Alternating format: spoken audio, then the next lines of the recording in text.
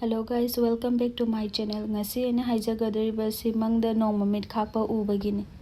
Mangda nong mamit khakpa uba si matam chana emotion thamoida laiba awaba do express tawdrabadi tungda asoiba lakpa yai haibagi message ni haibadi ekhoigi nungaitaba sing adu matam chana phongdo haudragadi tungda nungaitaba su laknabi yai haineba.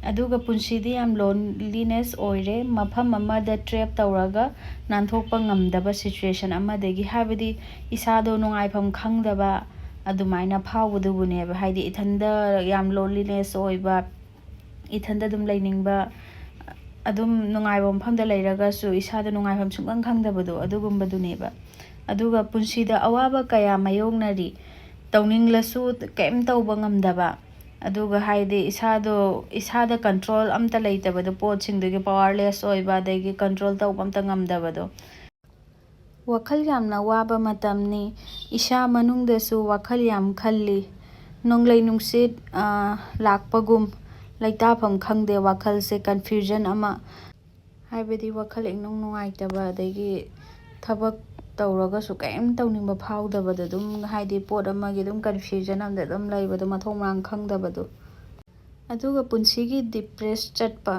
yam aggressive oire negative impact yam leire nungaifam khangdaba matam ama oire. Thank you guys for watching my video. Please subscribe my channel and do likes and comments.